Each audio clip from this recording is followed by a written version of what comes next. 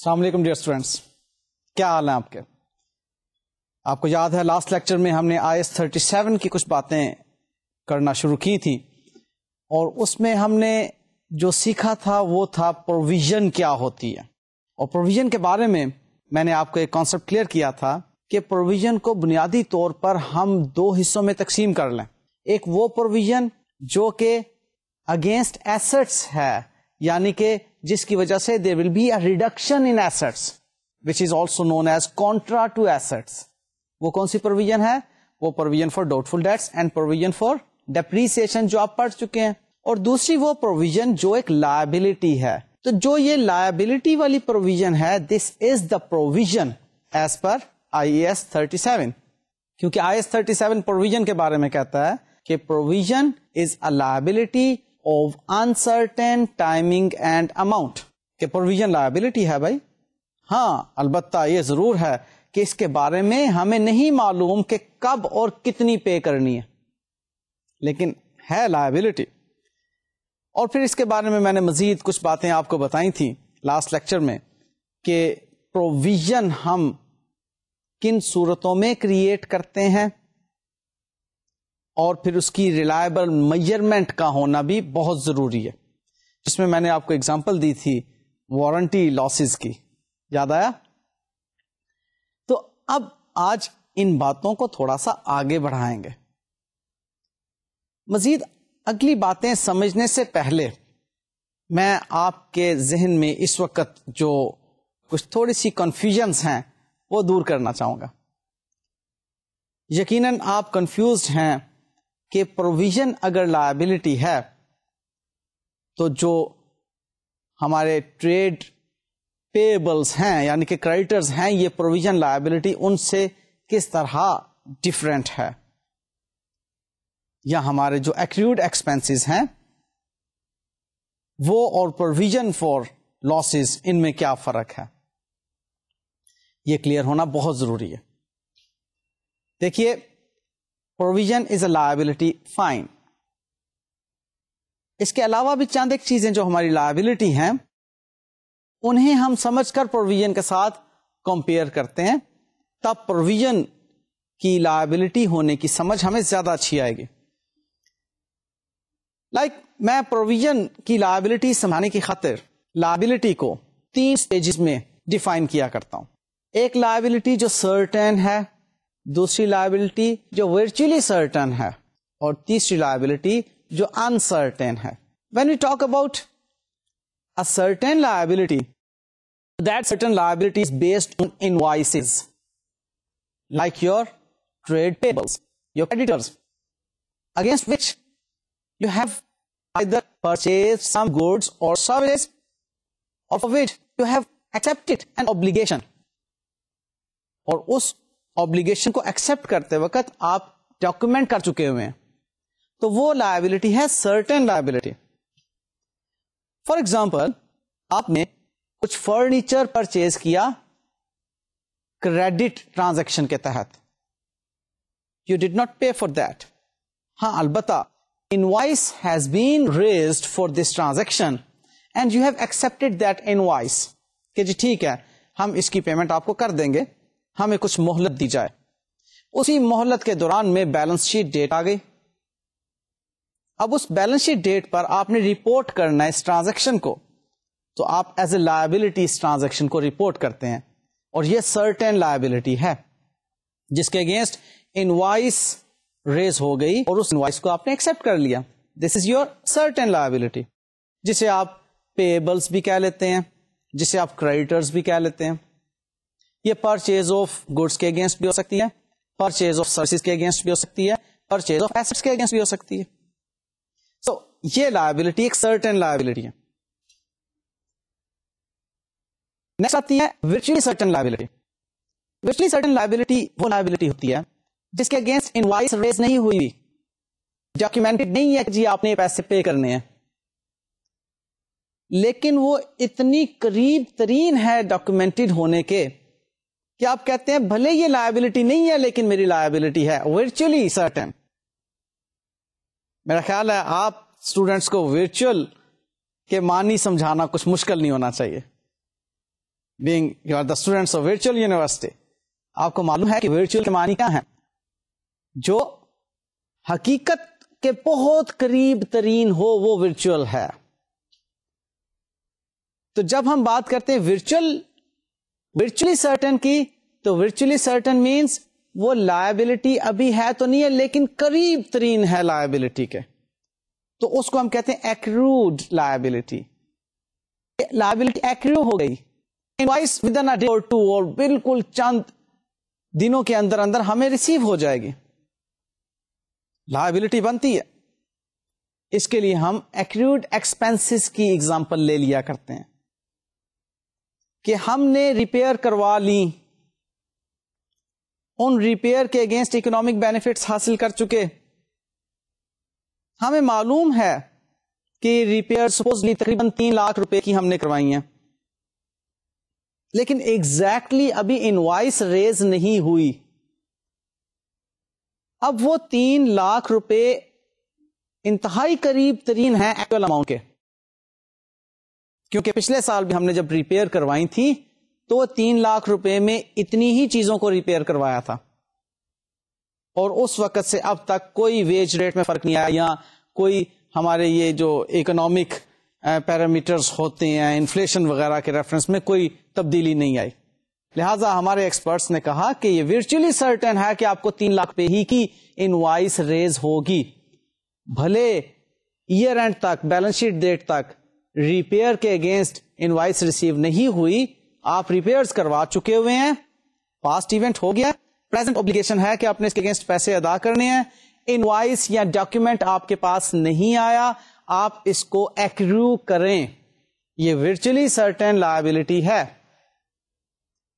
تو virtually certain liability کو accrue کر لیا جاتا ہے, اور with in a day or 2 اور a month, بہت ہی کم پیریڈ میں آپ کو اس کے اگینسٹ انوائس ریسیو ہو جاتی ہے, اور آپ کو پتا چل جاتا ہے کہ اتنی ہی اماؤنٹ تھی تقریباً.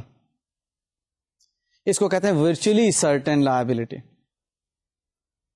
اور تیسری کیٹیگری ہے انسرٹینٹی کی, جسے ہم کہتے ہیں کہ اس کے اگینسٹ ہم پروویژن کریٹ کریں گے. ہمیں معلوم ہے کہ پاسٹ میں ایونٹ ہو چکا جس کی وجہ سے یہ لائبلٹی بن رہی ہے, ہماری آج اوبلیگیشن ہے, پریزنٹ اوبلیگیشن ہے, اس کے اگینسٹ ہم نے آؤٹ فلو بھی کرنا ہے, پروبیبلٹی ہے, لیکن یہ نہیں معلوم کہ how much would be the amount and when we will be paying it. اب وہاں پر ایکسپرٹس کو بٹھا کر پاسٹ ایکسپیرئنس کو بیس کر کے ہم ایک ریلائبل ایسٹیمیشن لگا لیتے ہیں اور کہتے ہیں کہ جناب یہ ریلائبل ایسٹیمیشن کے تحت ہماری لائبلٹی ہے, اس کے اگینسٹ ایکسپینسز کو ڈیبٹ کر دیتے ہیں اور پروویژن اگینسٹ لاسز کو اپنی لائبلٹی ریکگنائز کر لیتے ہیں. بات سمجھ میں آئی؟ سو لائبلٹی کی 3 سٹیجز ابھی میں نے آپ کو بتائی, ایک سرٹن, دوسری ورچولی سرٹن, اور تیسری انسرٹن. اور یہ ایسی انسرٹن جس کو ریلائبلی میجر کیا جا سکتا ہے, because it can be reliably measured, therefore it is recognized as a liability. یہاں پر میں آپ کو ایک سلائیڈ دکھاتا ہوں جی. اس میں یہ 3 کالمس آپ دیکھ رہے ہیں. نمبر 1 ٹریڈ پیبلس کے لیے جو کہ سرٹن لائبلٹیز ہیں. نمبر 2 ایکروڈ ایکسپینسز کے لیے جو کہ ورچولی سرٹن لائبلٹی ہیں. اور تیسرا پروویژن فار لاسز کے اگینسٹ جو کہ ہماری انسرٹن لائبلٹیز ہیں. لیفٹ سائڈ پر آپ کو کچھ ڈیٹیلز نظر آ رہی ہیں. نمبر 1 کہ ان کا اسٹیٹس کیا ہے, وہ جناب تینوں پریزنٹ اوبلیگیشن ہیں. سرٹن لائبلٹی بھی پریزنٹ اوبلیگیشن ہے اس وقت, ورچولی سرٹن بھی پریزنٹ اوبلیگیشن ہے, اور جو ہماری انسرٹن لائبلٹی پروویژن کے اگینسٹ ہے وہ بھی ہماری پریزنٹ اوبلیگیشن ہے. سیکنڈ پوائنٹ ہے ریزلٹنگ فرام, یہ تینوں ریزلٹنگ فرام پاسٹ ایونٹ ہیں. پھر third point out flow of economic benefits, تینوں کے لیے پروبیبل ہے. نیکسٹ بات آتی ہے اماؤنٹ کی.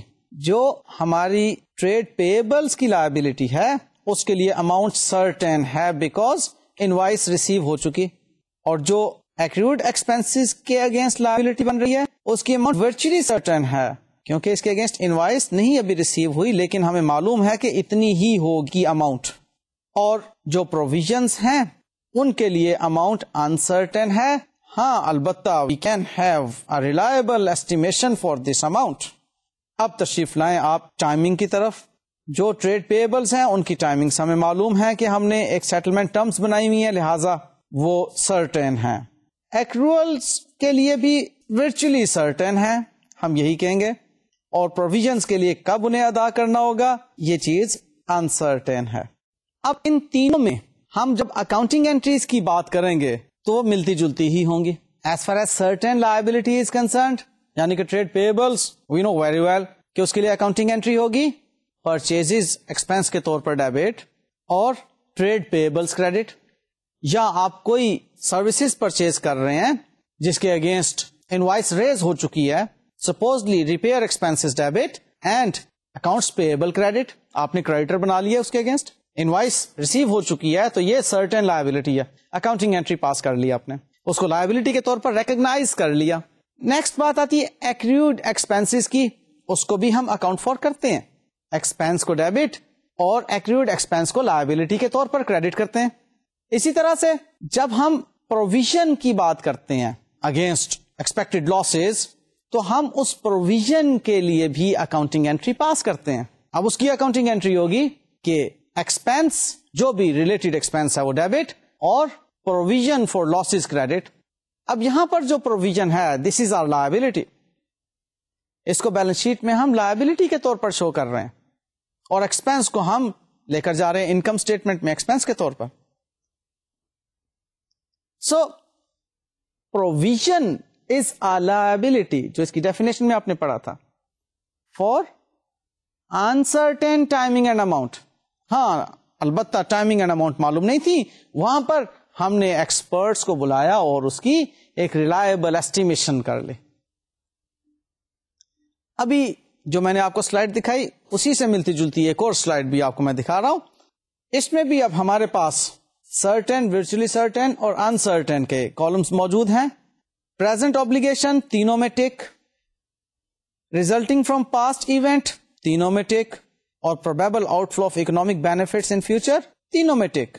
ہم دیکھ رہے ہیں کہ بھلے وہ کریڈیٹر ہے, بھلے وہ accrued expenses ہے, بھلے وہ پروویژن ہے, یہ تینوں میں لائبلٹی ہونے کی قدر موجود ہے, کیونکہ پروویژن کے بارے میں واضح الفاظ میں تھا کہ اٹ از اے لائبلٹی. اب نیکسٹ پوائنٹ ہے ریلائبل ایسٹیمیشن کی. ریلائبل ایسٹیمیشن سرٹینٹی کی صورت میں تو مسئلہ ہی نہیں, انوائسڈ ہے, اور ایکروڈ کی صورت میں اس کی بھلے انوائس ریسیو نہیں ہوئی لیکن وہ بہرحال ہمیں ریسیو ہو جائے گی, اس کو بھی ہم ٹک کر رہے ہیں یہاں پر. اور پروویژن کی صورت میں ہم وہاں پر ایکسپرٹس کے ذریعے سے ریلائبل ایسٹیمیشن کرتے ہیں, لہٰذا وہ بھی یہاں پر ٹک ہو گئی. تو ہم نے دیکھا کہ بھلے وہ ایکریوڈ ہے بھلے وہ پروویژن ہے, سرٹن کی صورت میں تو بہرحال ہمیں اماؤنٹ ریلائبلی مل جاتی ہے. سو ہمیں اب certain liability, virtually certain liability اور انسرٹن لائبلٹی کے بارے میں معلوم ہو گیا کہ ان میں فرق کیا ہے. اب میں آپ کو مزید کچھ ڈیفینیشنز کی طرف لے کر جاتا ہوں جو کہ IAS 37 سے ہی متعلق ہیں. IAS 37 میں جب بات اوبلیگیشن کی ہوتی ہے, جیسا کہ پریزنٹ اوبلیگیشن کی بات ہم نے کی لائبلٹی کے ریفرنس میں, تو وہاں پر ہمیں اوبلیگیٹنگ ایونٹ کو جاننا ضروری ہے. تو اوبلیگیٹنگ ایونٹ کے بارے میں ڈیفینیشن یہ ہے کہ obligating event is an event that creates a legal or constructive obligation that results in an entity having no realistic alternative to settling that obligation. یعنی کہ obligating event ہم اس کو کہہ رہے ہیں جس کو سیٹل کرنا بہت ضروری ہے. ہاں البتہ یہ obligating event اس ڈیفینیشن کے مطابق لیگل بھی ہو سکتا ہے اور کنسٹرکٹیو بھی ہو سکتا ہے. بہرحال اوبلیگیٹنگ ایونٹ کے بارے میں اتنا ضرور رکھیے جو وہ پاسٹ ایونٹ ہے جسے ہم کہتے ہیں کہ جی یہ لائبلٹی ہے, پریزنٹ اوبلیگیشن ہے, ریزلٹنگ فرام پاسٹ ایونٹ ہے, وہ پاسٹ ایونٹ جو ہے ہمارا اوبلیگیٹنگ ایونٹ ہے. کیوں اوبلیگیٹنگ ایونٹ ہے؟ یا وہ لیگل ہے ہماری اوبلیگیشن یا وہ کنسٹرکٹیو اوبلیگیشن ہے, اور ہاں اس کو سیٹل کیے بغیر کوئی چارہ نہیں ہے, اس لیے وہ اوبلیگیٹنگ ایونٹ ہے. تو اب بات آگے آتی ہے کہ لیگل اوبلیگیشن اور کنسٹرکٹیو اوبلیگیشن کیا ہے. آئیے ان کی ڈیفینیشنز بھی دیکھتے ہیں. Legal obligation is an obligation that derives from a contract, legislation اور other operation of law. اس کے نام سے ظاہر ہے لیگل اوبلیگیشن ہے بھائی. اب کوئی اوبلیگیشن لیگل کب ہوگی؟ جب یا تو آپ کانٹریکٹ میں انٹر ہوئے ہیں, there is a covenant based on that.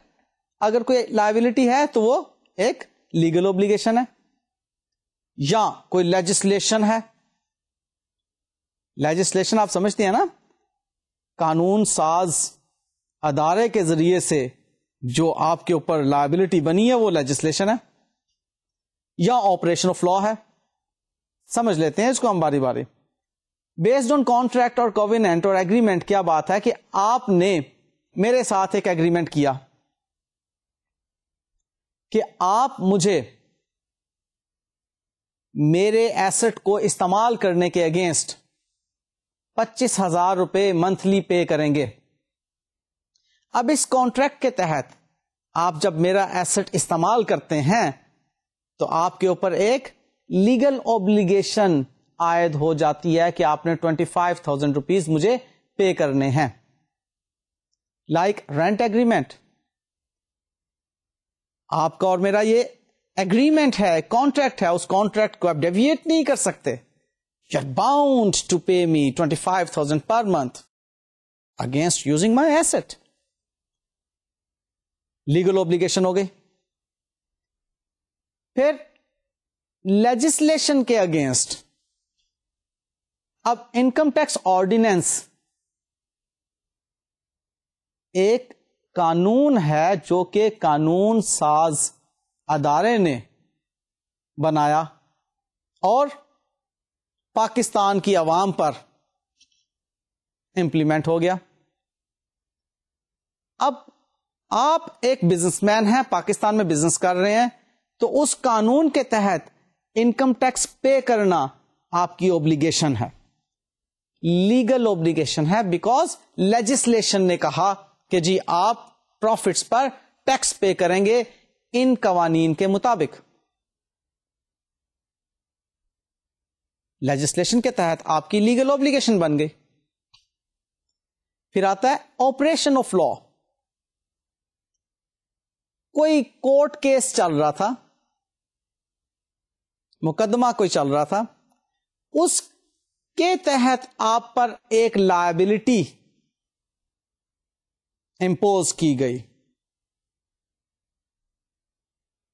اب یہ لائبلٹی جو ہے لیگل اوبلیگیشن ہے, کوئی کانٹریکٹ نہیں ہے کہ آپ نے یہ پیسے دینے ہیں. قانون ساز اسمبلی نے نہیں کہا کہ جی آپ نے پیسے دینے ہیں, بلکہ کورٹ کا فیصلہ ہے. اب جب کورٹ نے فیصلہ کیا تو یہ ایک آپریشن آف لا ہو گیا, آپ کے اوپر لائبلٹی بن گئی. تو جی اوبلیگیٹنگ ایونٹ کے تحت جو ہم نے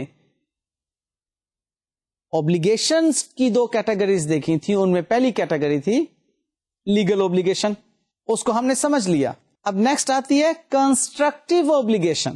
constructive obligation is an obligation that derives from an entity's action whereby an established pattern of past practice, published policies, or sufficiently specific current statement, the entity has indicated to other parties that it will accept certain responsibilities, and as a result, the entity has created a valid expectation on the part of those other parties that it will discharge those responsibilities. ہم نے کوئی contract نہیں کیا ہوا کسی party کے ساتھ, نہ ہی لیجسلیشن ہمیں کہہ رہی ہے کہ جی آپ نے یہ پے کرنا ہے کسی پارٹی کو, نہ ہی آپریشن آف لا ہے کہ جس کے تحت ہماری اوبلیگیشن ہے, بلکہ یہ ہماری ہی اپنی کوئی پاسٹ پریکٹس ہے یا ہماری ہی اپنی کوئی اسٹیٹمنٹ ہے جس سے ہم نے ویلڈ ایکسپیکٹیشن کریٹ کر دی دوسری پارٹی پر کہ وہ سمجھتی ہے پارٹی کہ جی یہ تو اس بزنس کو, اس اینٹی کو پے کرنا ہی ہوگا, کوئی ہمارا کانٹریکٹ نہیں اس پارٹی کے ساتھ. فار ایگزامپل, جس روڈ پر ہماری فیکٹری ہے اس روڈ کی صفائی ستھرائی ہم ہی عرصہ 5 سال سے کرتے چلے آ رہے ہیں. اب اس کی وجہ سے اس روڈ پر موجود باقی تمام فیکٹری کے اونرز یہ ایکسپیکٹ کرتے ہیں کہ اس روڈ کی صفائی کی ذمہ داری اس فیکٹری اے بی سی کی ہے. اب لہذا فیکٹری اے بی سی کی کنسٹرکٹیو اوبلیگیشن ہے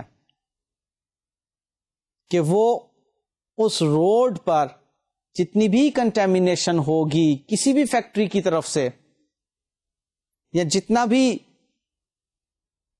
گاند واند پڑا ہوگا, کسی بھی فیکٹری نے کیوں نہ ڈالا ہو وہاں پر, کسی بھی فیکٹری کا اسکریپ کیوں نہ وہاں پہ پڑا ہو, اس کو ریموو کروانا فیکٹری اے بی سی کی ذمہ داری ہے. اب ہم عرصہ 5 سال سے یہ کام کروا رہے ہیں, ہم نے ایک ویلڈ ایکسپیکٹیشن کریٹ کر دی ہوئی ہے باقیوں کے ذہن میں کہ جی یہ ہماری ذمہ داری ہے, ہم ہی کروائیں گے. کوئی کانٹریکٹ نہیں ہے, کوئی آپریشن آف لا نہیں ہے, کوئی لیجسلیشن نہیں ہے. تو بتائیے کہ یہ اوبلیگیشن ہماری بنتی ہے یا نہیں؟ یس, بنتی ہے. اور اس اوبلیگیشن کو ہم کہتے ہیں کنسٹرکٹیو اوبلیگیشن. ہم نے کنسٹرکٹ کر لیا اس اوبلیگیشن کو. سو جی ہم نے اوبلیگیٹنگ ایونٹ سمجھا,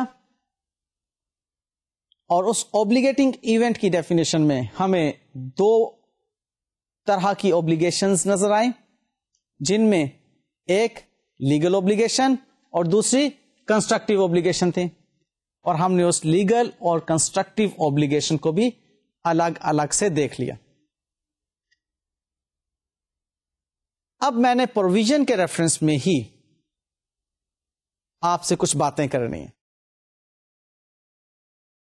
یہ جو پروویژن ہے اگینسٹ لاسز ہے, اور وہ لاسز ابھی ہوئے نہیں, ہم ایکسپیکٹ کر رہے ہیں کہ ہوں گے. جیسے وارنٹی لاس میں نے آپ کو بتایا تھا, ہم ایکسپیکٹ کر رہے ہیں کہ لاسز ہوں گے. ان کے لیے ہم اسی سال ایک اندازہ لگاتے ہیں اور پروویژن کریٹ کر لیتے ہیں. اب یہ اندازہ ہمیں اگلے سال جا کے کنفرم ہوگا, لہذا اس پروویژن کو ہم اگلے سال جا کر ایڈجسٹ کریں گے ایکچوئل لاس سے. سپوزلی اس کی اکاؤنٹنگ انٹری میں اس وقت آپ کو سمجھانے لگا ہوں. ہمیں وارنٹی کے اگینسٹ ریلائبل ایسٹیمیشن کے تحت یہ معلوم ہوا کہ ہمارا لاس 1 ملین روپیز کا ہوگا. ہم نے 1 ملین روپیز کی اکاؤنٹنگ انٹری یہ پاس کی کہ losses against warranty claim debit expense کے طور پر, and provision against warranty claim credit liability کے طور پر 1 million debit and 1 million credit. یہ ایئر 2008 31 دسمبر کو ہم نے اکاؤنٹنگ انٹری پاس کی اور ہماری بیلنس شیٹ میں نظر آ گئی. اب ہم ایئر 2009 میں جب ایکچوئل لاسز کے اگینسٹ اکاؤنٹنگ انٹری پاس کریں گے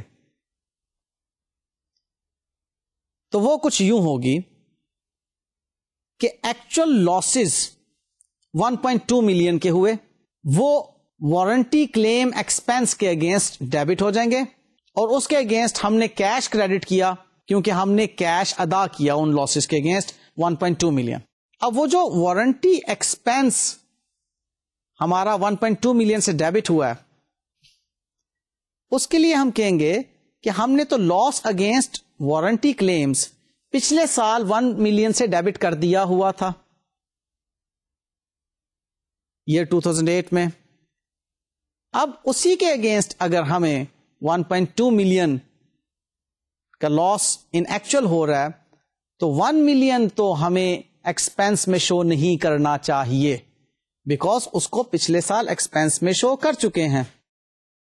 اب 0.2 ملین ہمیں ایکسپینس میں شو کرنا چاہیے نا. تو اب اکاؤنٹنگ انٹری اس کی ایڈجسٹمنٹ کے لیے یہ ہوگی کہ ہم provision against warranty claim debit کریں گے 1 ملین سے, اور وارنٹی ایکسپینس 1 ملین سے کریڈٹ کر دیں گے, جو اس سال ایئر 2009 میں یہ اکاؤنٹنگ انٹری پاس کی جائے گی. اب ان کا ریزلٹ آپ دیکھیے, ہمیں وارنٹی ایکسپینس میں اب ایئر 2009 میں 0.2 ملین نظر آئے گا, اور ہماری جو وہ وارنٹی اگینسٹ لاسز کی پروویژن تھی 1 ملین کی, وہ آپ کو اب نیل نظر آ رہا ہے, کیونکہ اس وارنٹی کے اگینسٹ جو ہم نے پروویژن کریٹ کی ہوئی تھی, کیونکہ اس پروویژن اگینسٹ وارنٹی لاس کو ہم نے سیٹ آف کر دیا وارنٹی ایکسپینسز سے. آپ کو وارنٹی ایکسپینسز میں موجود 1.2 ملین میں سے 1 ملین کٹتا ہوا نظر آ رہا ہے پروویژن اگینسٹ وارنٹی کے ساتھ. پروویژن اگینسٹ وارنٹی کی کریڈٹ سائڈ پر جو بیلنس براٹ فارورڈ تھا وہ آپ کو ڈیبٹ سائڈ پر نظر آ رہا ہے 1 ملین سے, اور اس پہ دیکھیے یہ ریڈ لائن آپ دیکھ رہے ہیں, یہ شو کر رہی ہے کہ یہ کٹ گیا. اب آپ وارنٹی ایکسپینس کے اکاؤنٹ میں دیکھیے, ڈیبٹ سائڈ پر 1.2 ملین کیش کے اگینسٹ, کہ ہم نے 1.2 ملین وارنٹی ایکسپینس 2009 میں بیئر کیا, اس میں اب آپ کو وارنٹی ایکسپینس کی کریڈٹ سائڈ پر 1 ملین نظر آ رہا ہے. کس کے اگینسٹ کٹا؟ وہ پروویژن کے اگینسٹ. اور باقی ہمارا وارنٹی ایکسپینس میں جو بیلنس بچا 0.2 ملین کا, یہ ہے ہمارا ایکسپینس, جو کہ ہمارا ایئر 2009 کی انکم سٹیٹمنٹ میں ایز این ایکسپینس آئے گا. تو معلوم یہ ہوا کہ ایئر 2008 میں انکم سٹیٹمنٹ کے اندر ہمارا 1 ملین کا لاس نظر آئے گا ایز این ایکسپینس, اور ایئر 2009 میں 0.2 ملین کا لاس نظر آئے گا as an expense against this warranty کلیم.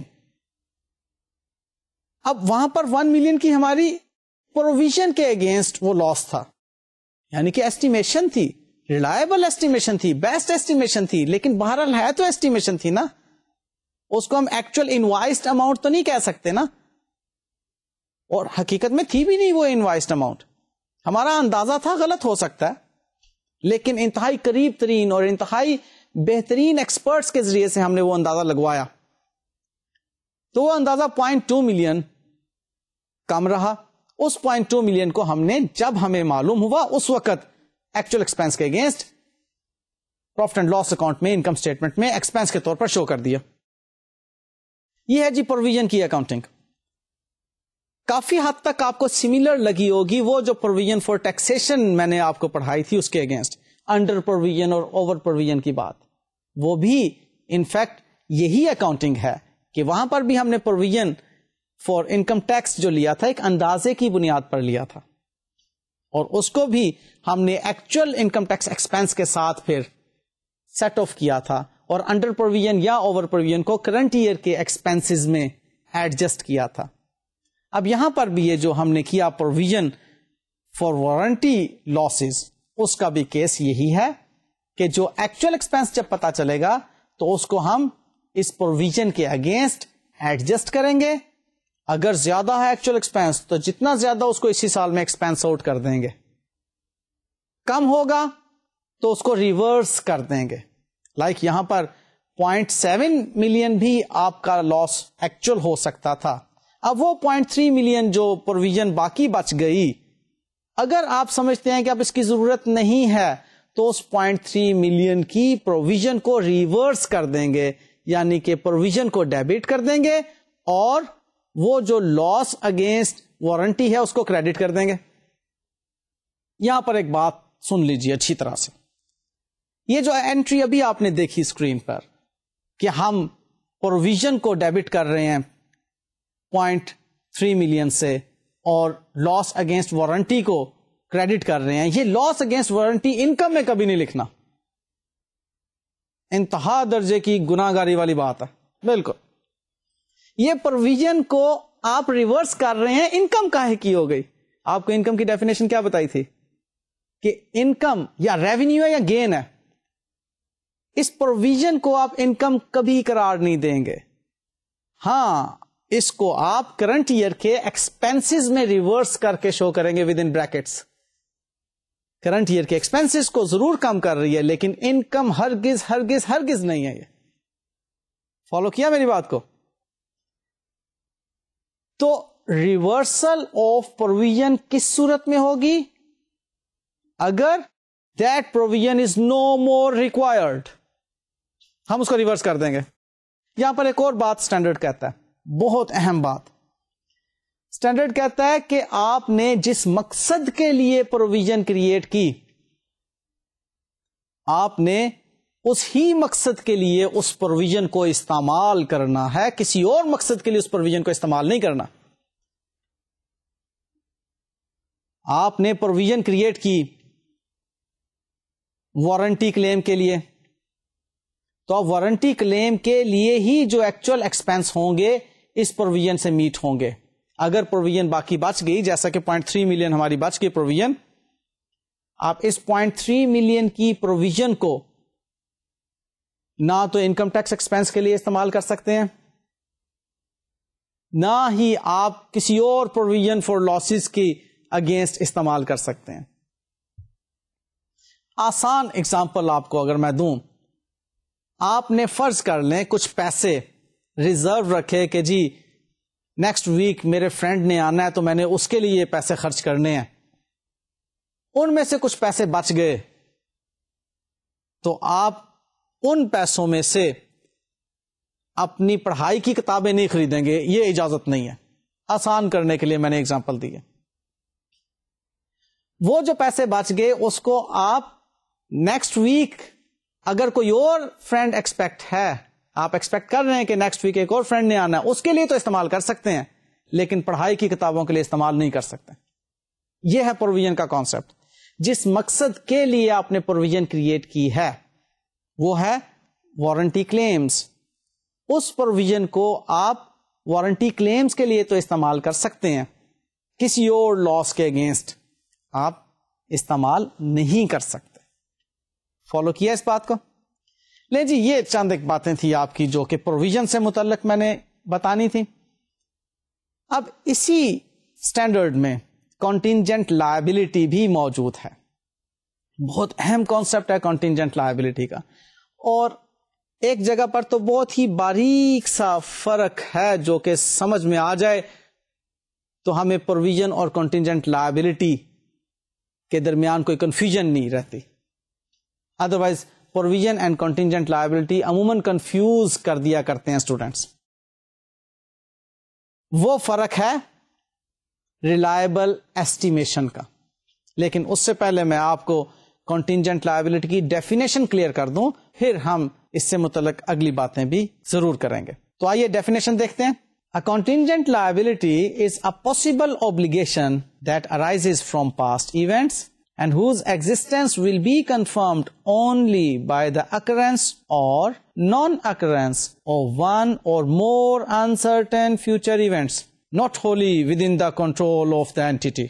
اور یعنی کہ contingent liability ہی کی ایک اور ڈیفینیشن بھی ہو سکتی ہے کہ it is a present obligation that arises from past event but is not recognized because it is not probable that an outflow of resources embodying economic benefits will be required to settle the obligation, or the amount of the obligation cannot be measured with sufficient reliability.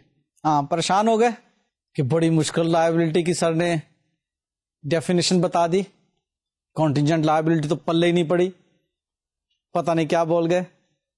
چلو مجھے آپ کی اس پریشانی کا اندازہ ہے. اب ایک سلائیڈ دیکھیں، اس سلائیڈ سے آپ کو کنٹینجنٹ لائبلٹی بڑی آسانی سے سمجھ آ جائے گی. لیکن اس سلائیڈ کو دیکھنے سے پہلے میں آپ کو بتا دوں کہ کنٹینجنٹ لائبلٹی کی جو ڈیفینیشن ابھی میں نے آپ کو بتائی,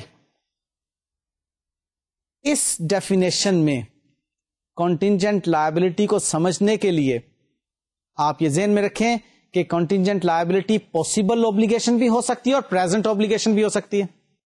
اور اس کے پریزنٹ اوبلیگیشن ہونے کے ناطے فردر ہم اس کو دو حصوں میں تقسیم کریں گے کہ پریزنٹ اوبلیگیشن ہو سکتا ہے کہ پروبیبل ہی نہ ہو اس کے اگینسٹ آؤٹ فلو, اور دوسری بات اگر پروبیبل ہے اس کے اگینسٹ آؤٹ فلو تو ہم ریلائبل ایسٹیمیٹ نہ کر سکتے ہوں. اب تھوڑا سا آپ کو کلیئر ہو جائے گا کہ کنٹینجنٹ لائبلٹی کی ڈیفینیشن بہت مشکل ڈیفینیشن نہیں ہے. آئیے اس کو ہم ایک سلائیڈ کے ذریعے سے سمجھتے ہیں, انشاءاللہ بڑی آسانی سے سمجھ آ جائے گی. اس میں جی 3 کیسز ہیں, ان تینوں کیسز کو بالترتیب دیکھیے آپ. اسٹیٹس کیس 1 کا یہ ہے کہ یہ پاسبل اوبلیگیشن ہے. کیس 2 اور کیس 3 یہ پریزنٹ اوبلیگیشنز ہیں. ریزلٹنگ فرام پاسٹ ایونٹ تینوں ہیں. Outflow of economic benefit کی جو بات ہے کیس 1 کی صورت میں will be confirmed upon the happening اور non happening of future event not in the control of the entity. ہمارے کنٹرول میں نہیں ہے جناب یہ والا ایونٹ جس کے اوپر بیس کر رہا ہے out flow of economic benefit. Future میں اس کا ہیپننگ یا نان ہیپننگ جو ہے اس کی بیس پر وہ کنفرم ہوگا. ہاں البتہ کیس 2 میں پروبیبلٹی ہے کہ ہمیں اکنامک بینیفٹس کا آؤٹ فلو کرنا پڑے گا, اور کیس 3 میں کوئی آؤٹ فلو پروبیبل نہیں ہے ریسورسز کا جن کے اگینسٹ اکنامک بینیفٹس کا آؤٹ فلو ہو.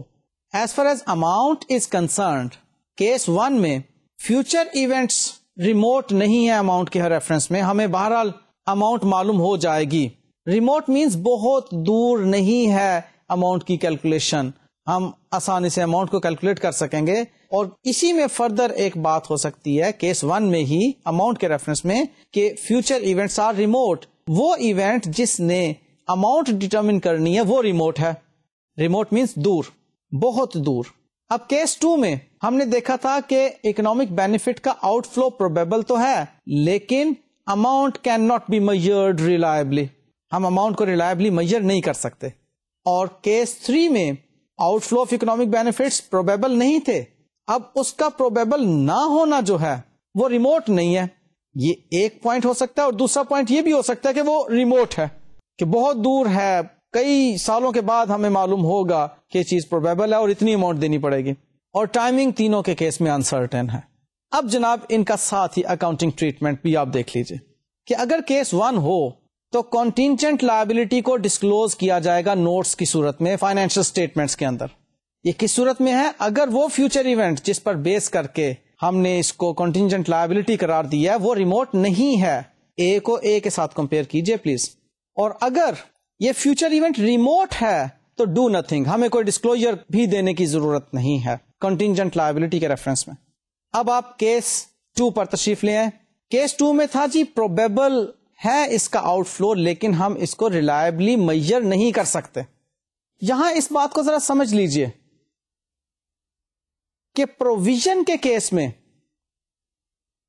پروبیبل تھا آؤٹ فلو, ہم اس کو ریلائبل میجر کر سکتے تھے, لیکن اب اس کنٹینجنٹ لائبلٹی کے کیس 2 کے صورت میں اس کا پروبیبل ہونا تو اوکے ہے لیکن ہم اس کی اماؤنٹ کو میجر نہیں کر سکتے.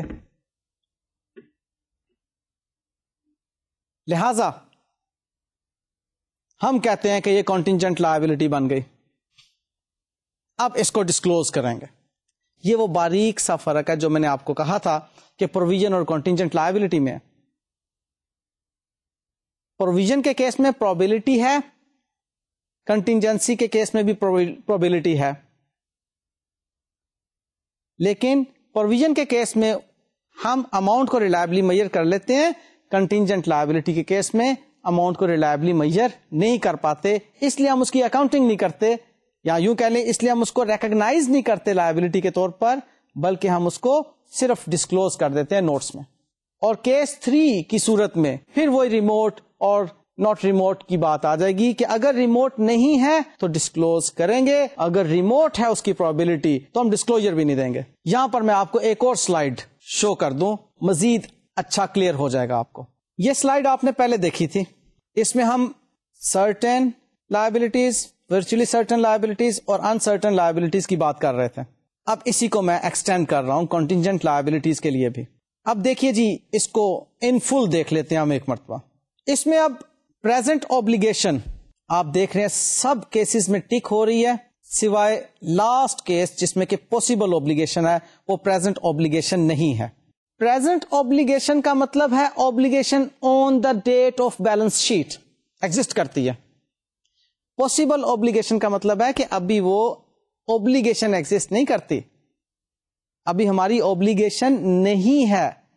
ہاں, اس کا اوبلیگیشن ہونا ڈیپینڈ کرتا ہے فیوچر میں کسی ایونٹ کے ہیپن ہونے پر یا نہ ہیپن ہونے پر. اس پاسبل اوبلیگیشن کو ذرا پہلے سمجھ لیں, پھر اس کے بعد میں یہ سلائیڈ دوبارہ آپ کو دکھاتا ہوں. سپوزلی آپ پر کسی نے ڈیمیجز کا کلیم کر دیا, سیوٹ ہو گیا, کورٹ کیس ہو گیا. اب آپ نے نہیں مانا اس کو کہ جی یہ ڈیمیجز ہم پر بنتے ہیں. آپ نے سپوزلی را مٹیریل سپلائی کیا تھا, جس کو را مٹیریل سپلائی کیا تھا اس نے آپ پر کیس کر دیا جی کہ آپ کا را مٹیریل استعمال کرنے سے میری مشین جو ہے وہ ناکارہ ہو گئی. آپ نے کہا جناب میں تو نہیں یہ بات مانتا, بہرحال عدالت میں کیس چلا گیا. اب عدالت کیا فیصلہ سناتی ہے آپ کے خلاف یا آپ کے حق میں, آپ کو نہیں معلوم. عدالت کا فیصلہ آپ کے کنٹرول میں نہیں ہے. بہرحال ایک خوف تو ہے کہ عدالت کے ہمارے خلاف نہ فیصلہ سنا دے, تو اس کے لیے ہم کہتے ہیں کہ یہ پاسبل اوبلیگیشن ہے. فالو کیا؟ آئیے اب دوبارہ سلائیڈ پہ چلتے ہیں. تو اس میں جناب پریزنٹ اوبلیگیشن کی صورت میں آپ دیکھیے سرٹن, ورچولی سرٹن, انسرٹن جو پروویژن تھی ہماری وہاں تک ٹک ہے, اور اس کے بعد کنٹینجنٹ لائبلٹی جو کہ ہماری بہرحال انسرٹن ہوتی ہے, اس کے بھی دو کیسز میں نے بنائے, ان دونوں کیسز میں ٹک ہے, لیکن پاسبل اوبلیگیشن کی صورت میں ڈیفینیٹلی وہ پریزنٹ اوبلیگیشن نہیں ہے. پھر arising from past event Hare case میں ہے. پروبیبل آؤٹ فلو آپ دیکھیے, پروویژن تک تو پروبیبل آؤٹ فلو بنتا ہے. ایک کنٹینجنٹ لائبلٹی کا کیس ایسا ہے جس میں پروبیبل آؤٹ فلو ہے, لیکن اس کیس میں آپ دیکھیے ریلائبل ایسٹیمیشن نہیں ہے. اور دوسرا ایک کیس جو کنٹینجنٹ لائبلٹی کا اس میں وہ پروبیبل آؤٹ فلو ہی نہیں ہے, اس لیے ہمیں ریلائبل ایسٹیمیشن دیکھنے کی ضرورت ہی پیش نہیں آئی. اور پاسبل اوبلیگیشن کی صورت میں پروبیبل آؤٹ فلو ہے. ریلائبل ایسٹیمیشن ہو یا نہ ہو, دونوں کیسز میں وہ کنٹینجنٹ لائبلٹی ہے, اور ہمیں اس کا ڈسکلوجر صرف اس صورت میں دینا ہے اگر ریموٹ نہیں ہے, اور اگر ریموٹ ہو تو ہمیں اس کا ڈسکلوجر بھی نہیں دینا. اور اس کے اکاؤنٹنگ ٹریٹمنٹس آپ سے ہم پہلے ڈسکس کر چکے ہیں کہ جی پروویژن تک تو اس کی اکاؤنٹنگ انٹریز ہوں گی اور اس کو لائبلٹی ریکگنائز کریں گے, لیکن کنٹینجنٹ لائبلٹی کو ہم صرف ڈسکلوز کرتے ہیں. ٹھیک ہے, اب ہم کنٹینجنٹ ایسٹ کی بات ساتھ ہی ساتھ سمجھ لیں کہ کنٹینجنٹ ایسٹس کیا چیز ہیں. بڑا آسان ہے آپ کے لیے سمجھنا اگر آپ کو پاسبل اوبلیگیشن والی کیس کی بات سمجھ آ گئی ہے. کنٹینجنٹ لائبلٹی میں پاسبل اوبلیگیشن کی بات سمجھ آئی تھی, جس میں نے آپ کو ایگزامپل دی تھی, کسی نے آپ پر ڈیمیجز کلیم کر دیے, آپ پر کورٹ کیس ہو گیا. اب آپ کے لیے وہ کنٹینجنٹ لائبلٹی ہے, اس کے لیے وہ کنٹینجنٹ ایسٹ ہے, یعنی کہ وہ پاسبل ایسٹ ہے. اس پاسبل ایسٹ کو جس کے بارے میں وہ کنفرم نہیں ہے, اس کو خود بھی نہیں ہے کنفرم کہ اس کو یہ کلیم کے پیسے مل جائیں گے یا نہیں ملیں گے, وہ اس کے لیے کنٹینجنٹ ایسٹ کہلائے گا. تو کنٹینجنٹ ایسٹ کے بارے میں آپ اتنی سی بات ہی ذہن میں رکھیں, اور یہ بات سمجھ لیجئے کہ کنٹینجنٹ ایسٹ کی کوئی اکاؤنٹنگ ٹریٹمنٹ نہیں ہے, اس کو ایون ڈسکلوز بھی نہیں کرنا. اب آپ کو ایک اور سلائیڈ میں شو کر رہا ہوں جس میں کہ آپ کو ایکسپینسز اور انکمز کی اکاؤنٹنگ انٹریز کے بارے میں بتاؤں گا, کیونکہ یہ بھی کچھ کنفیوژن اسٹوڈنٹس کے ذہن میں ہوتی ہیں پروویژن پڑھنے کے بعد کہ ہم نے ایسٹیمیشن کی بنیاد پر ایکسپینس کو تو اکاؤنٹ فار کر لیا, تو کیا ایسٹیمیشن کی بنیاد پر انکم کو اکاؤنٹ فار کرنا ہے یا نہیں. یہ ایک چھوٹی سی کنفیوژن ہے اسٹوڈینٹس کے ذہن میں چاہوں گا کہ وہ بھی آپ کو کلیئر ہو جائے. دیکھیے جی، لائبلٹی اگر سرٹن ہو تو ریکگنائز کرنا ہے، یعنی کہ expense debit liability credit entry pass کرنی ہے. ایسٹس کے ریفرنس میں بھی اگر وہ سرٹن ہو تو آپ نے ریکگنائز کرنا ہے، یعنی کہ ریسیویبلز ایسٹ ڈیبٹ اور انکم کو کریڈٹ کرنا ہے آپ نے. ورچولی سرٹن کے کیس میں ہم کہتے ہیں کہ ایکروولز ہیں، ایکروولز کو بھی ہم ایکسپینس ڈیبٹ اور ایکروڈ ایکسپینسز یا لائبلٹی کے طور پر کریڈٹ ضرور کریں گے. اور ایسٹ کی صورت میں اگر وہ ورچولی سرٹن ہیں تو ہم ایکروڈ انکم کو ڈیبٹ کر کے انکم کو کریڈٹ ضرور ریکگنائز کریں گے. پروویژن کے کیس میں جہاں پر کہ انسرٹینٹی ہے، ہم ایکسپینس کو ڈیبٹ اور پروویژن کو ایز اے لائبلٹی کریڈٹ ضرور ریکگنائز کریں گے. جبکہ اگر ریسیویبلز انسرٹن ہوں تو ہم اس کو انکم کے طور پر کبھی ریکگنائز نہیں کریں گے. یہ وہ پوائنٹ ہے جو کہ انتہائی اہم ہے کہ ایسٹیمیشن کی بنیاد پر انکمز کو ریکگنائز نہیں کیا جاتا. یہی پروڈنس کانسیپٹ ہے. اور پھر کنٹینجنسیز کی بات آتی ہے. کنٹینجنسیز میں لائبلٹیز کو ڈسکلوز کیا جاتا ہے، جبکہ ایسٹس یعنی کہ کنٹینجنٹ ایسٹس کو بالکل بھی ڈسکلوز نہیں کیا جاتا. اور اگر اوبلیگیشنز ریموٹ ہوں تو لائبلٹیز کو بھی ڈسکلوز نہیں کیا جاتا، ایسٹس کو تو بہرحال ڈسکلوز نہیں کیا جاتا. لیں جی، یہ ساری بات چیت تھی IAS 37 کے ریفرنس میں. اس میں ہم نے بہت اہم کانسیپٹس آج سیکھے ہیں. ان کانسیپٹس کو آپ نے پلے باندھ کے رکھنا ہے اور ہر وقت ریوائز بھی کرتے رہنا ہے ان کانسیپٹس کو. آپ کے ہینڈ آؤٹس میں یہ تمام سلائیڈز ضرور موجود ہوں گی. ان کو آپ وہاں سے ڈیلی بیسس پر اگلے کم از کم 2-3 دن ضرور دیکھیے گا تاکہ آپ کو یاد ہو جائیں. اب آپ مجھے اجازت دیجیے. Till next lecture. اللہ حافظ.